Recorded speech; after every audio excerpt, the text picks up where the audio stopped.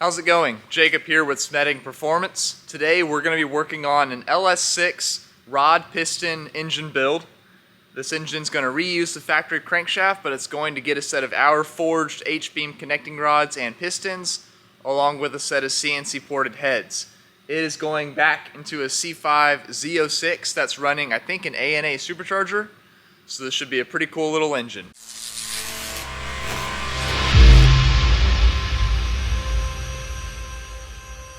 So this engine is part of our LS block rebuilder package or program.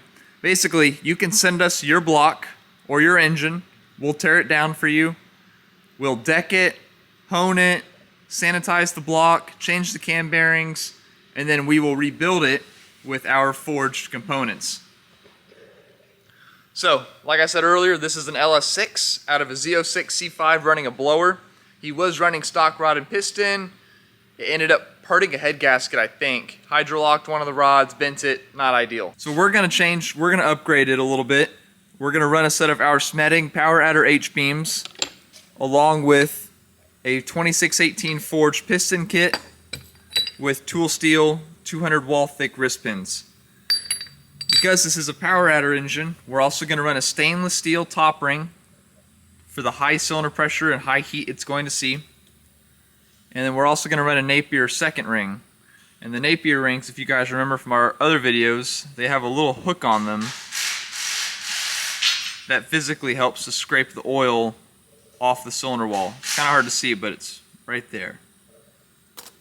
Standard tension oil ring. I don't like to run a super light tension ring in a power adder engine.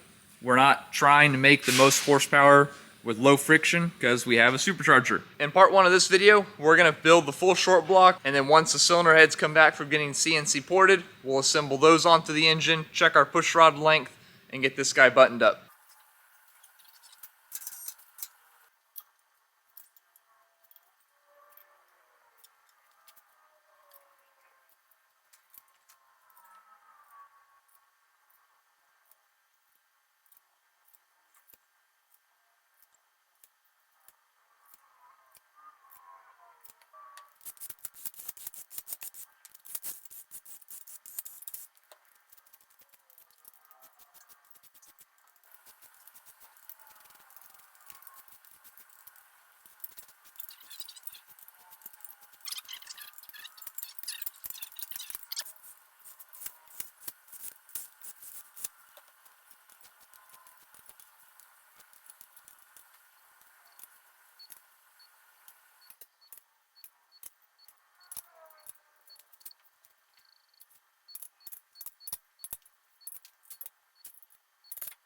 Quick recap on what I just did.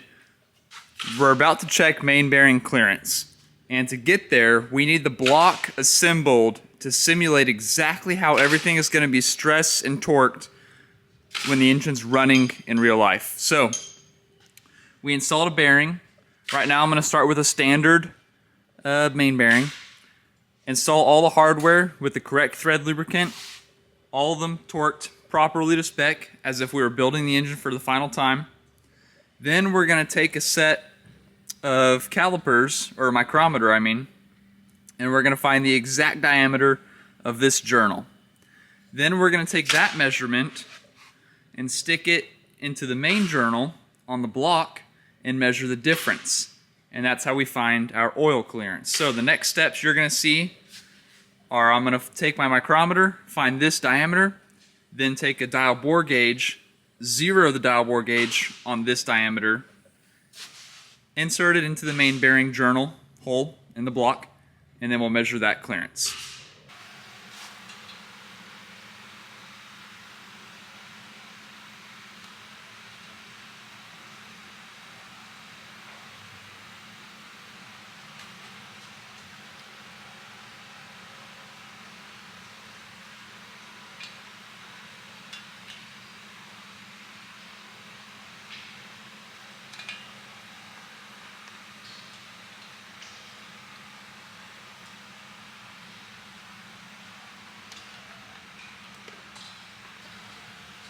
I've got about 2 to 2.4 thou main bearing clearance on this engine. The thrust bearing always has more clearance than the others because it has to have additional oil to lubricate the thrust faces on the rear and the front.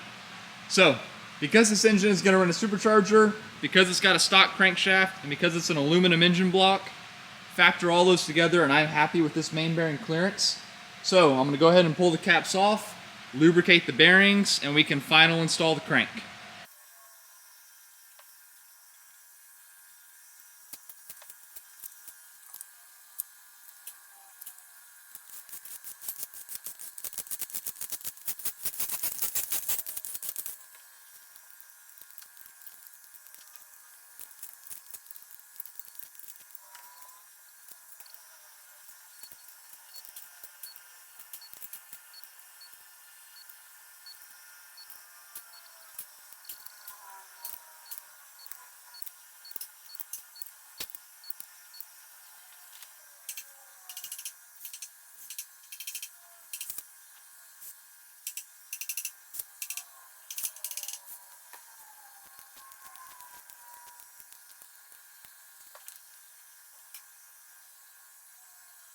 The crankshaft is final installed on this engine, as well as the camshaft. Now I'm going to assemble the rod and pistons. Again, we're using that Smeding forged rod with a JE piston pack. Really nice stuff. We'll put those together. I've already checked my rod bearing clearance off camera, so I know it's perfect. I'm going to run 2 thou on the rods, and then once those are done, I will gap the piston rings.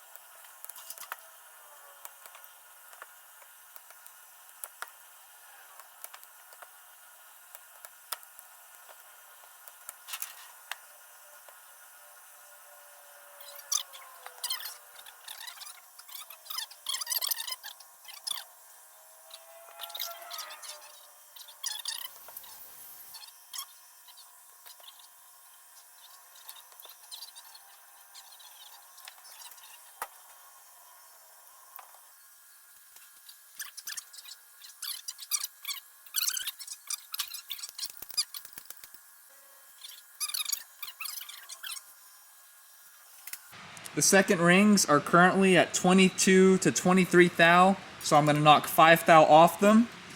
Because this engine is going to run a supercharger, I'm going to see 26 thou on the top ring and 28 thou on the second ring.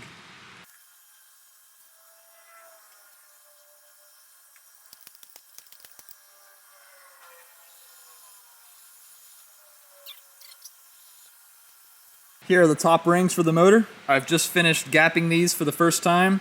I'm now going to put them in the block, measure our distance, and they should be right on the money. What's important whenever you're doing this is to make sure that the ends of the ring stay perfectly parallel when you're gapping them.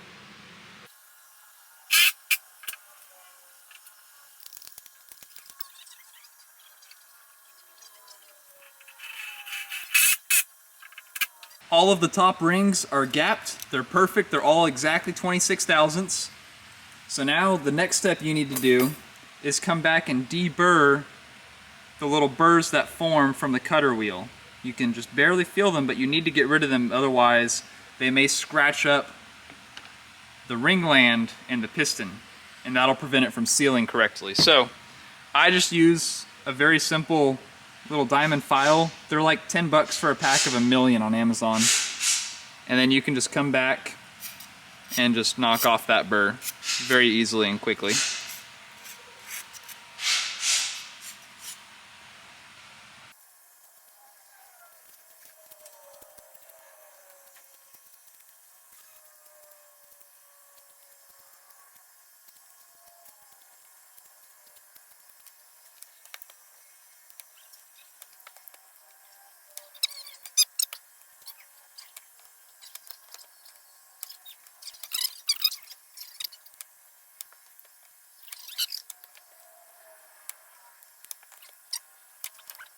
Once you're finished putting the top and second ring on, after they're gapped and deburred, they should completely spin effortlessly around the piston. There shouldn't be any hang-ups, no burrs, no nothing. Whenever the engine is cycling, the piston rings do not stay in one spot. They spin all over the place, clockwise, counterclockwise, reverse. They might spin forever one way and then decide to switch for some reason.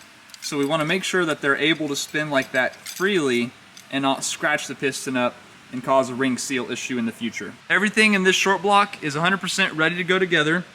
So I'm going to scrub down the bores, make sure they're super clean, come back and lubricate it with a nice break-in oil, and then this guy can go together.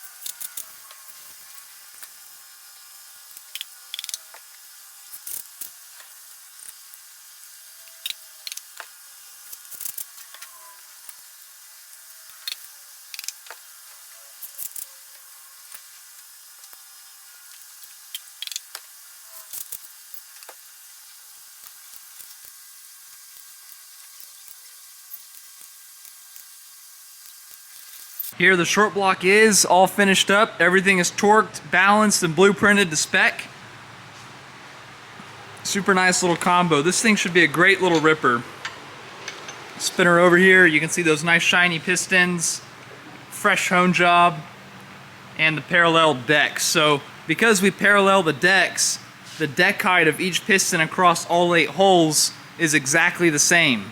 So every cylinder has the exact same compression ratio, the exact same quench, and you get a very even distribution of power across all 8 holes, giving you a really efficient engine combination. So make sure you subscribe to the channel.